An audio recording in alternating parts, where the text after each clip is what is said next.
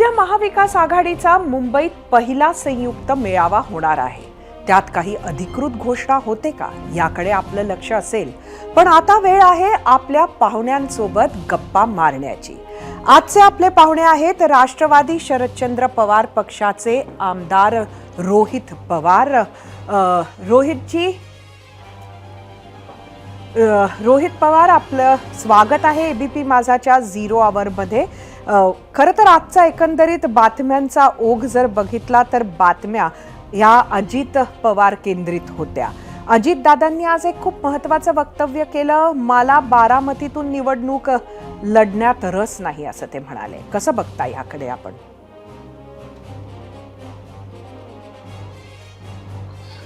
आता ह्याच्यामध्ये आपण जर बघितलं तर जयचे जे कार्यकर्ते आहेत त्यांच्या कार्यकर्त्यांनी अजितदादांना विनंती केली की जयला संधी बारामतीतून देण्यात यावी। आता जय कोण आहे तर अजितदादांचा मुलगा आहे। आता कार्यकर्ते कोणाचे होते तर दादांचे होते। बारामतीमध्ये आमदार कोण आहे आता तर अजितदादा आहेत। आता त्यांच्याच कार्यकर्त्यांनी अजितदादांच्याच मुलाची विनंती ही जर तिथे केली असेल तर मला असं वाटतं हा व्यक्तिगत त्यांचा विषय आहे, एकतर पार्टीचा सुद्धा आणि अजितदादांच्या परिवाराचा सुद्धा। म्हणजे असं नाही झालं की सामान्य नागरिकांकडनं कुठंतरी मागणी झाली, नाही तर असं काय वेगळं काय। त्यामुळे पार्टीतल्या काही कार्यकर्त्यांनी जयच्या कार्यकर्त्यांनी अजितदादांना, जे अजितदादा तिथं आमदार आहेत, की दादा आता तुम्ही थांबा आणि जयला संधी द्या। त्यामुळे हा एक अंतर्गत विषय असा आपल्याला म्हणावा लागेल। जितक्या सहजपणे दादांचं हे वक्तव्य आलं त्याला असं म्हटलं पाहिजे का की कुठेतरी दादांचीच ही इच्छा आहे? आता दादा त्या बाबतीत निर्णय घेतील, तो त्यांचा व्यक्तिगत विषय असेल। आता त्यांची इच्छा आहे नाही आहे हे आज तरी सांगता येणार नाही। त्या बाबतीत ते काय निर्णय घेतात येत्या काळामध्ये आपल्याला बघावं लागेल। पण कार्यकर्त्यांकडनं तरी आता मागणी आलेली आहे। त्यामुळे येत्या काळामध्ये त्यांच्या पक्षातून बारामतीतून उभा कोण राहणार, जो पूर्वी कधी प्रश्न विचारला जात नव्हता आता तो विचारला जात आहे। त्यामुळे आता संभ्रम असेल त्यांच्या पार्टीमध्ये की दादा राहतील का जय राहील।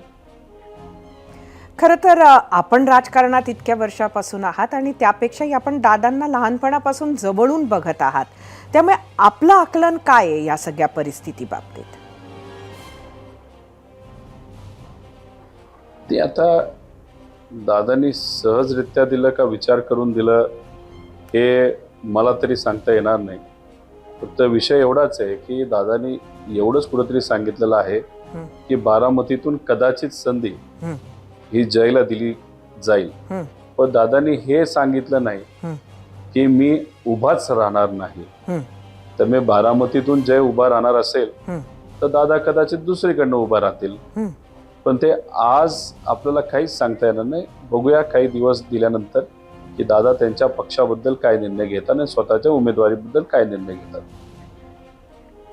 तो जो मतदारसंघ आहे तो कर्जत जामखेड तर नाही? आता त्यांनाच विचारावा लागेल। पण मी एकच आपल्याला इथे सांगतो, गेल्या काही महिन्यांमध्ये आपण जर बघितलं तर महायुतीच्या मोठ्या मोठ्या नेत्यांच्या विरोधात त्यांनी ज्या काही चुका केल्या असतील, कुठे भ्रष्टाचार झाला असेल, एखादा निर्णय चुकीचा झाला असेल, महाराष्ट्राच्या अस्मितेला तडा जाईल असा एखादा निर्णय वक्तव्य त्यांनी केलं असेल तर त्यांच्या विरोधात या बाजूली म्हणजे विरोधकांच्या बाजूली मी खूप जास्त आक्रमक झालेलो आपण सगळ्यांनी बघितलेलं आहे। आता याच्यामध्ये जसं बारामतीतून सुप्रियाताईंच्या विरोधात सुनेत्रा काकींना दिल्यानंतर कदाचित त्यांना असं वाटत होतं की साहेब हे मतदारसंघामध्येच अडकून बसतील, तर कर्जत जामखेड मधून एखादा मोठा उमेदवार दिला तर या नेत्यांना असं वाटत असावं की मी सुद्धा अडकूनच बसेल। मला एकच त्या सगळ्या नेत्यांना सांगायचं आहे की इथे असणाऱ्या स्वाभिमानी जनतेवर माझा विश्वास आहे, इथे असणारे आमचे कार्यकर्ते आणि निष्ठावंत पदाधिकारी यांच्यावर विश्वास आहे। हे इलेक्शन हे सर्व लोक आपल्या खांद्यावर घेतील आणि इलेक्शन जेव्हा जाहीर होईल तेव्हा मी माझ्या मतदारसंघामध्ये कमी आणि मतदारसंघाच्या बाहेर आमदार निवडून येण्यासाठी कार्यकर्ता म्हणून त्यांच्या प्रचारासाठी नक्कीच जाईल। आपण ही रणनीती जशी हेरली तसं आपण उमेदवार नाही हेरला का मग त्यांच्या मनातला, कारण ते कळलं असेल आपल्याला? नाही नाही, मी एवढंच म्हणेल की माझ्या मतदारसंघामध्ये जो कुठला सर्वे हा माझ्या विरोधकांनी सुद्धा आतापर्यंत केलेला आहे, त्याच्यामध्ये लोकांची पसंती, गेल्या काही वर्षांमध्ये केलेलं काम आणि एका कुटुंबासारखं या मतदारसंघाला मी, माझी आई, माझे वडील आणि आम्ही सर्व पदाधिकारी मिळून ज्या पद्धतीने हा मतदारसंघ जपलेला आहे, त्यामुळे लोकांचा, सामान्य लोकांचा कौल हा नक्कीच माझ्यासारख्या कार्यकर्त्याच्या बाजूली, आणि मी हे कधीच आयुष्यात विसरणार नाही. अशी परिस्थिती असल्यामुळे मग आता मला कसं थांबवता येईल, नाहीतर माझे मताधिक्य कसं कमी करता येईल, तर असे दोन पर्याय आहेत. काही लोकल नेत्यांना माझ्या विरोधात उभं करायचं, माझं मतं खाण्यासाठी, म्हणजे काही प्रमाणात सुपारीच घेतली असावी की माझं मतं खाण्यासाठी एक तिथून उभा राहील, एक तिथून उभा राहील, एक ही स्ट्रॅटेजी केली जाईल. दुसरी स्ट्रॅटेजी कदाचित भाजपकडनं सुद्धा राम शिंदे उभे राहतील आणि घड्याळाकडनं सुद्धा एखाद कुठला तरी नेता तिथं उभा माझ्या विरोधात राहू शकतो. त्यामुळे जिथं कुठं माझी मतं कापता येतील तर तिथं तो प्रयत्न त्यांच्याकडनं केला जाईल. नाही तर कदाचित असं येऊ शकतं, उद्या जाऊन घड्याळाकडनं एक खूप मोठा नेता माझ्या विरोधात उभाही राहू शकतो. आपण मोठा नेता म्हणतात, मग तो मोठा नेता खुद्द अजितदादा असण्याची शक्यता किती आहे? नाही, सांगता येणार नाही. दादा इंदापूर मधून सुद्धा उभे राहू शकतात जर त्यांना राहायचंच असेल. त्यांनी जयला संधी दिल्यानंतर अख्ख्या महाराष्ट्रात ते फिरणार असतील आणि विधानसभेच्या माध्यमातून अधिवेशनात ते जर यायला इच्छुक नसतील, उद्या जाऊन MLC घ्यायची असेल तर मग ते उभे सुद्धा राहणार नाही. पण मग उभंच राहायचं झालं तर आता 200 कोटी रुपये ज्या एजन्सीला दिली डिझाईन बॉक्स, आणि त्यांच्या माध्यमातून जो सर्वे केला जातोय, नाहीतर वक्तव्य कुठली करायची, भाषण कसं करायचं, हा जो सल्ला ज्या एजन्सीकडनं आता ते घेत आहेत, ते एजन्सीनी बऱ्याच मतदारसंघामध्ये सर्वे केलेला आहे. त्याच्यामध्ये एक मतदारसंघ म्हणजे जो कर्जत जामखेड आहे, त्याच्यामध्ये सुद्धा त्यांनी जो सर्वे केलाय, त्याच्यामध्ये असाही प्रश्न त्यांनी विचारला होता की अजितदादा उभे राहिले तर काय. मग आता बऱ्याच मतदारसंघामध्ये जो सर्वे चाललाय त्याच्यामध्ये एक कर्जत जामखेड सुद्धा येतो. आता शेवटी निर्णय त्यांच्या पक्षाचा आहे, बघू काय होतंय. तुम्हाला जय अशा पद्धतीनं निवडणुकीत उतरू शकेल, त्यांच्या नावाची मागणी होईल असं वाटलं होतं का? नाही, आता थोडंसं पार्थला संधी देतील असं वाटलं होतं, कारण का खासदारकीला तो उभा राहिला होता. मोदी लाटेमध्ये दुर्दैवाने त्याचा पराभव झाला. त्यानंतर त्याला राज्यसभेसाठी सुद्धा प्रयत्न करत होता, तो उभं राहायचं होतं. पण तिथेही त्याच्यावर काही प्रमाणात बाकी इतर नेत्यांना संधी देण्यासाठी तर त्याला माघार घ्यावी लागली. मग कुठेतरी असं वाटत होतं जर संधी दिली तर पार्थला दिली जाईल. पण जयचं नाव आश्चर्यजनक आहे की त्याचं नाव आता पुढे येतं.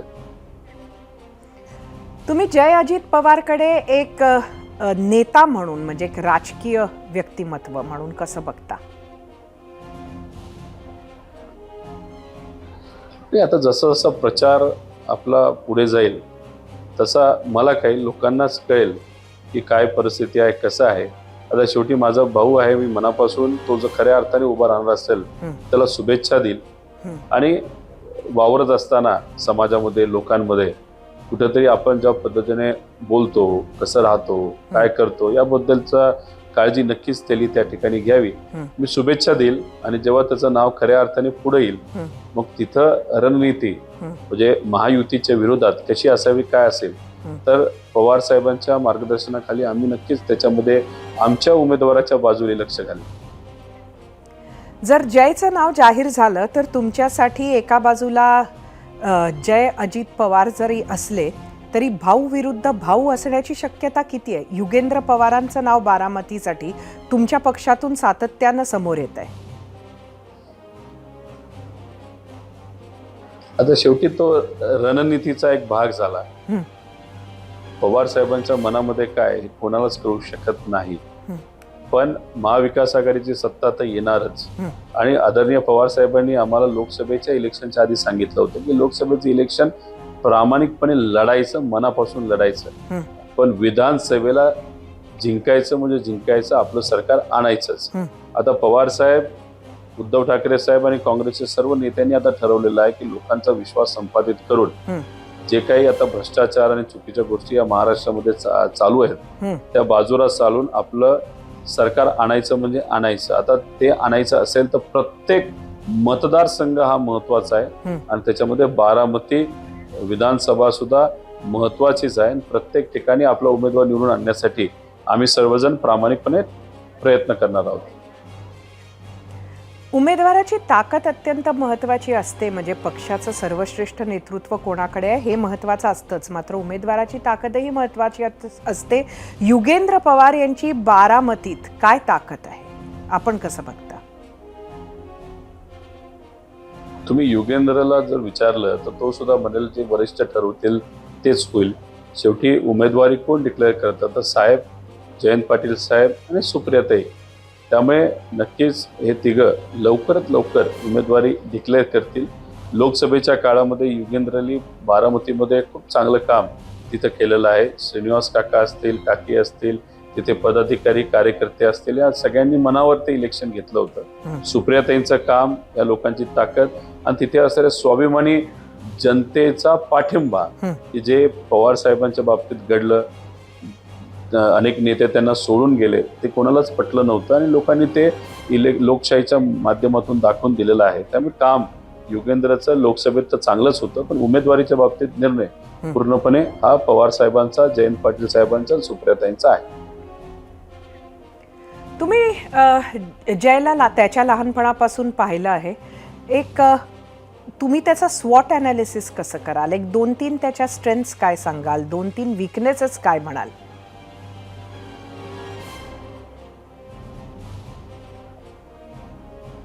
आता हा इलेक्शनचा काळ आहे.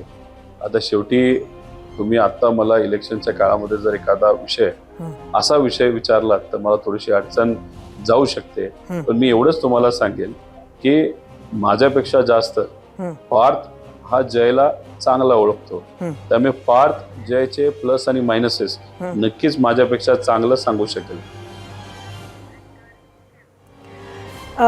खरं तर आपल्याकडे येणाऱ्या काळातल्या निवडणुकीमध्ये स्वतःच्या मतदारसंघाच्या पलीकडे कुठली जबाबदारी पक्षानं दिली आहे? आता 10-15 तारखेपर्यंत सप्टेंबरच्या मी माझ्या मतदारसंघामध्ये लक्ष ठेवून आहे. कार्यकर्त्यांना भेटतोय, पदाधिकाऱ्यांना भेटतोय. कारण का लोकसभा असेल, मध्ये पार्टी, कुटुंब फुटल्यानंतर अख्ख्या महाराष्ट्रात आदरणीय पवार साहेबांबरोबर आम्ही सगळे फिरलो. जिथं कुठं पार्टीला ताकद देता आली तिथं आम्ही तो प्रयत्न केला आणि त्याच्यामध्ये खूप सारा वेळ हा माझ्या मतदारसंघाच्या बाहेर माझा गेलेला आहे. इथे जनता, कार्यकर्ते, निष्ठावंत पदाधिकारी यांनी हा मतदारसंघ सांभाळला, माझे आई वडील असतील.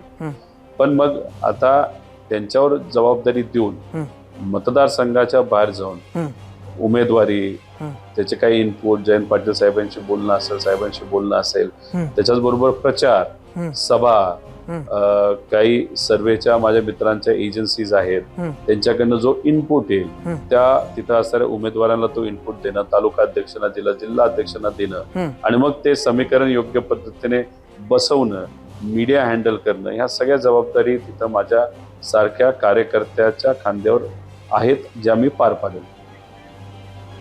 मध्यंतरीच्या काळात आपले आणि जयंत पाटील यांचे संबंध फारसे चांगले होते असं वाटत नव्हतं, अशा पद्धतीचे संकेत मिळत होते.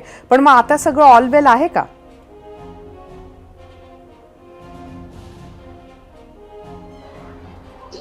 आधीपासूनच ऑल वेल आहे, काही बिघडलं नव्हतंच. त्यामुळे हा प्रश्न खरं तर येतच नाही. फक्त मी स्पष्ट वक्ता आहे. जे मनात असतं ते मी बोलून दाखवलं आणि त्या बाबतीतली चर्चा आमच्या पार्टीमध्ये सुद्धा झाली. काय कसं करायचं, कुठं जायचं. त्यामुळे पाटील साहेब एक मोठा नेता म्हणून आत्ता अमोल कोल्हे साहेब ज्या यात्रेचे चेहरा आहेत त्या यात्रेमध्ये जयंत पाटील साहेब सुद्धा आहेत आणि त्यांची यात्रा एका बाजूला सुरू आहे. 10-15 तारखेनंतर आम्ही सुद्धा यात्रेमध्ये आणि प्रचारामध्ये तिथं सहभाग घेणार आहोत. त्यामुळे आमच्या विरोधकाला एवढंच पाहिजे की कुठेतरी एक चर्चा घडून आणायची की पार्टीमध्ये ऑलवेल नाही, पण मी तुम्हाला सांगतो ऑलवेल आहे, कुठेही काही अडचण नाही. आम्ही सर्वजण एकत्रित योग्य पद्धतीने रणनीती आखत महाविकास आघाडीचं सरकार आणणार म्हणजे आणणार. धन्यवाद रोहितजी, आपण आलात वेळ काढून आणि आमच्या सर्व प्रश्नांची उत्तरं दिली. एबीपी माझा, उघडा डोळे बघा नीट.